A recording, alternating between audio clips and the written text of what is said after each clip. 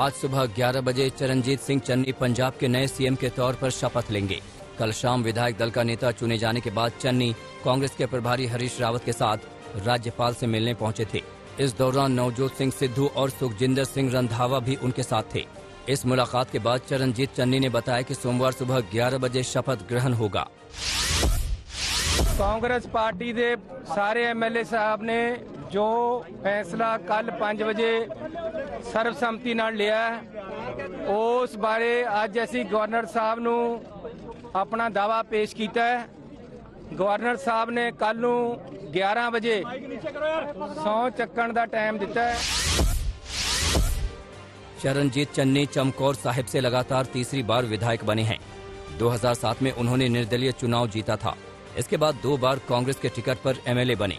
2017 में कैप्टन अमरिंदर सिंह की सरकार में उन्हें टेक्निकल एजुकेशन और इंडस्ट्रियल ट्रेनिंग मंत्री बनाया गया था। अमरिंदर सिंह के खिलाफ अगस्त में हुई बगावत की अगुवाई करने वालों में चन्नी प्रमुख थे। चरणजीत सिंह चन्नी के शपथ ग्रहण के साथ पंजाब को पहला दलित मुख्यमंत्री मिलेगा। चन्नी के सहारे कांग्रेस ने पंजाब में 32% दलित वोट बैंक को साधने की कोशिश की है। इसके अलावा अकाली दल के दलित डिप्टी सीएम बनाने के चुनावी वादे का भी तोड़ निकाल लिया। पंजाब चुनाव में अकाली दल ने बीएसपी से गठबंधन किया है। इसके साथ बीजेपी ने भी सत्ता में आने पर दलित सीएम बनाने का वादा किया है।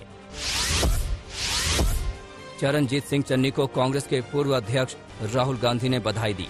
राहुल गांधी ने ट्वीट किया, नई जिम्मेदारी के लिए चरणजीत सिंह चन्नी जी को बधाई। हमें पंजाब के लोगों से किए गए वादे को पूरा करना जारी रखना है। उनका विश्वास सर्वोपरि है। वहीं पंजाब का अगला सीएम चुने जाने के बाद कैप्टन अमरिंदर सिंह ने भी चन्नी को शुभकामनाएं दी।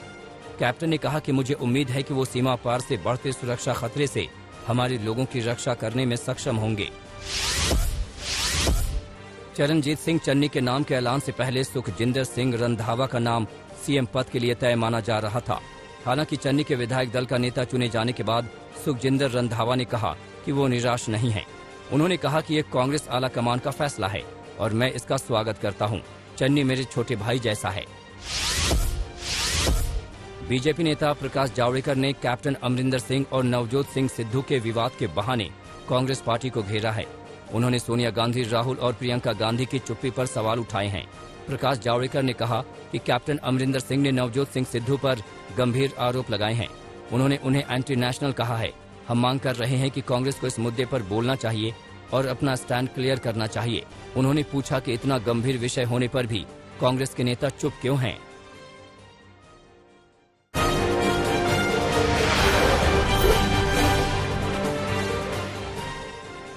यूपी के सीएम योगी आदित्यनाथ ने रविवार को अपनी सरकार के 4.5 साल के कार्यकाल का रिपोर्ट कार्ड जारी किया, जिसमें यूपी सरकार की तमाम उपलब्धियां गिनाई गई।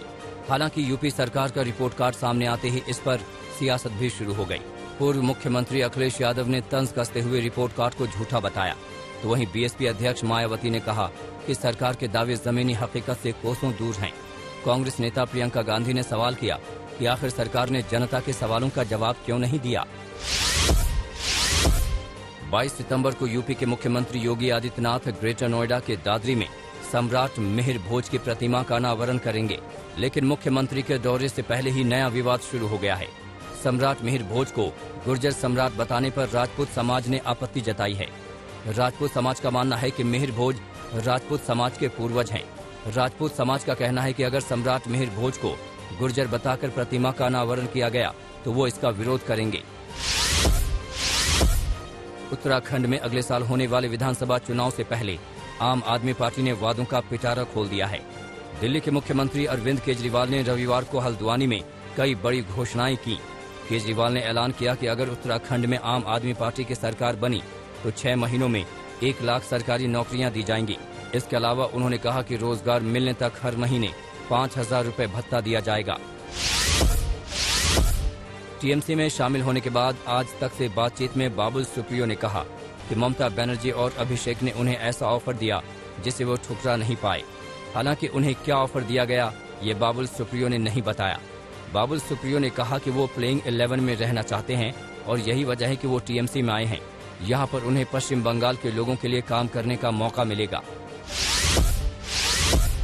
2019 लोकसभा चुनाव में पैसे लेकर टिकट नहीं देने के आरोप में पटना सीजेएम कोर्ट ने आरजेडी नेता तेजस्वी यादव और मीसा भारती समेत 6 लोगों के खिलाफ FIR दर्ज करने का आदेश दिया है।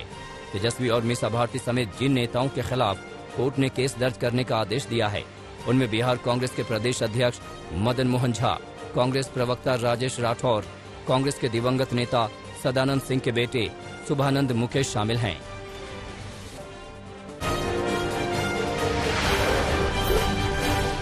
हिमाचल प्रदेश के छोटी काशी मंडी में दिल दहलाने वाली वारदात सामने आई है, जहां एक महिला ने अपनी 2 बच्चियों की हत्या कर दी। बताया जा रहा है कि महिला अपने पति को छोड़कर प्रेमी के साथ भाग गई थी, लेकिन वो प्रेमी के साथ खुश नहीं थी और अपने पति के पास वापस जाना चाहती थी। उसके घर वापस आने में बच्चियां बाधा न बने, इसलिए उसने दोनों बच्चियों की हत्या कर दी। पुलिस ने अपनी बच्चियों की हत्या करने वाली महिला के खिलाफ केस दर्ज कर लिया है। मध्य प्रदेश के इंदौर में क्राइम ब्रांच ने ATM से छेड़छाड़ कर लूट करने वाले गिरोह का पर्दाफाश किया है। पुलिस ने इस गिरोह के 3 सदस्यों को गिरफ्तार किया और फिर उनकी निशानदेही पर 2 और लुटेरों को भी पकड़ लिया। गिरफ्तार आरोपियों के तार पंजाब, हरियाणा और छत्तीसगढ़ से जुड़े बताए जा रहे हैं। आरोपियों के पास से क्राइम ब्रांच ने कई ATM कार्ड बरामद किए हैं। फिलहाल पुलिस पकड़े गए आरोपियों से पूछताछ में जुटी है, ताकि गिरोह के अन्य सदस्यों तक पहुंचा जा सके। हरियाणा के रोहतक की आर्यनगर कॉलोनी में लूट के 3 आरोपियों को पुलिस ने गिरफ्तार कर लिया है। शनिवार शाम 4 लुटेरों ने हथियार के दम पर करीब 3.5 लाख के गहनों की लूट की थी। चारों लुटेरों के चेहरे गली में लगे CCTV कैमरे में कैद हो गए थे। CCTV फुटेज के जरिए पुलिस ने 3 आरोपियों को गिरफ्तार कर लिया। पुलिस लूट की वारदात के चौथे आरोपी की तलाश में जुटी है। यूपी के शाहजहांपुर में पुलिस ने अवैध हथियारों की फैक्ट्री का भंडाफोड़ किया है। फैक्ट्री से पुलिस ने बड़ी संख्या में अवैध हथियार बरामद किए। साथ ही अवैध हथियार बनाने वाले 2 आरोपियों को भी गिरफ्तार किया है। छापेमारी में पुलिस को देसी राइफल, तमंचे के साथ हथियार बनाने में इस्तेमाल होने वाला सामान भी मिला है। आरोपियों से पूछताछ कर पुलिस ये पता लगाने में जुटी है कि अवैध हथियारों की सप्लाई कहां-कहां की जाती थी।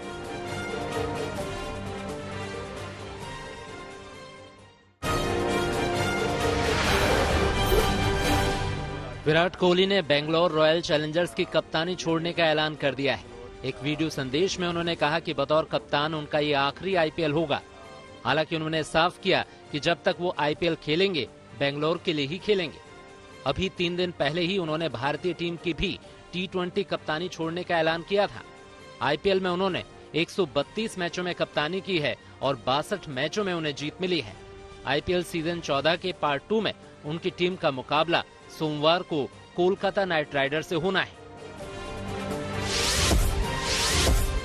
IPL टूर्नामेंट के दूसरे चरण के पहले मैच में चेन्नई सुपर किंग्स ने मुंबई इंडियंस को 20 रनों से हरा दिया।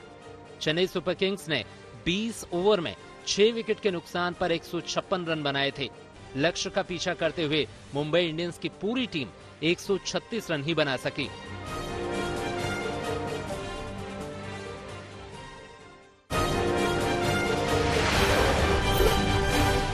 अमेरिका ऑस्ट्रेलिया परमाणु पनडुब्बी डील पर विवाद बढ़ता ही जा रहा है। फ्रांस के राष्ट्रपति इमानुएल मैक्रों जल्द ही अमेरिकी राष्ट्रपति जो बाइडेन से बातचीत करेंगे। ये जानकारी फ्रांस सरकार के प्रवक्ता ने दी है। साथ ही फ्रांस ने ऑस्ट्रेलिया द्वारा पनडुब्बी सौदा रद्द करने के फैसले की कड़ी निंदा भी की है। रूस में संसदीय चुनाव के लिए रविवार को अंतिम दौर के लिए वोट डाले गए। इस चुनाव में राष्ट्रपति व्लादिमीर पुतिन की सत्तारूढ़ यूनाइटेड पार्टी को जीत मिलने की उम्मीद है, तो वहीं दूसरी तरफ चुनाव में धांधली और विपक्षी आवाजों को दबाने के आरोप भी लग रहे हैं। हांगकांग के निवासियों ने चुनाव समिति के लिए नए सदस्यों के लिए रविवार को मतदान किया। ये समिति शहर के नेता का चयन करती है। हांगकांग के मुख्य कार्यकारी अधिकारी कैरी लैम ने विधायिका में सुधारों के बाद पहली बार हुए चुनाव को काफी सार्थक बताया। कहा, चुनाव से शहर में नया विकास होगा। उत्तर कोरिया योंगब्योन परमाणु परिसर में यूरेनियम संवर्धन संयंत्र का विस्तार कर रहा है। विशेषज्ञों ने उपग्रह तस्वीरों के आधार पर यह आकलन किया। विशेषज्ञों के मुताबिक उत्तर कोरिया परमाणु सामग्री के उत्पादन को बढ़ावा देना चाहता है। कुछ दिन पहले उत्तर कोरिया ने एक के बाद एक 4 मिसाइलों का परीक्षण कर सबको चौंका दिया था। इजरायली सेना ने 6 फिलिस्तीनियों में से अंतिम 2 भगोड़े को गिरफ्तार कर लिया है। जो इस महीने की शुरुआत में उत्तरी इजराइल की जेल से भाग निकले थे। इजरायली सेना ने ट्विटर पर लिखा कि वेस्ट बैंक में रात भर की छापेमारी में दोनों भगोड़े को जिंदा पकड़ा गया और पूछताछ के लिए ले जाया गया।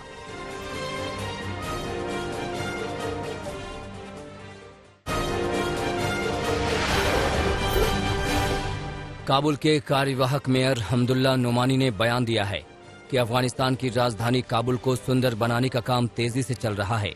कई जगहों से बैरिकेड्स हटा दिए गए हैं और यातायात को बहाल कर दिया गया है। तालिबान ने दावा किया है कि अब काबुल में लूटपाट की घटनाएं भी कम हो गई हैं। इंडोनेशियाई सुरक्षा बलों ने इस्लामिक स्टेट समूह से जुड़े 2 आतंकियों को ढेर कर दिया। मुठभेड़ में मोस्ट वांटेड आतंकवादी अली कलोरा और उसका साथी मारा गया। ये जानकारी इंडोनेशिया की सेना ने दी है। अली कलोरा को मुठभेड़ में मार गिराए जाने को सुलावेसी द्वीप के जंगलों में चरमपंथियों के खिलाफ अभियान में बड़ी जीत के तौर पर देखा जा रहा है। चीन के गुइझोउ प्रांत में दर्दनाक हादसा हो गया है। यात्रियों की नाव के नदी में पलटने से 8 लोगों की मौत हो गई है, जबकि 7 अन्य लापता हो गए हैं। दुर्घटना शनिवार को स्थानीय समयानुसार शाम 4:50 पर ल्यूपानशोई शहर के जांग के नदी में हुई। ये दुर्घटना कैसे हुई, इसकी जांच की जा रही है। हांगकांग के दक्षिणी जिले में स्थित वाटर वर्ल्ड ओशन पार्क खुलने के लिए पूरी तरह से तैयार है।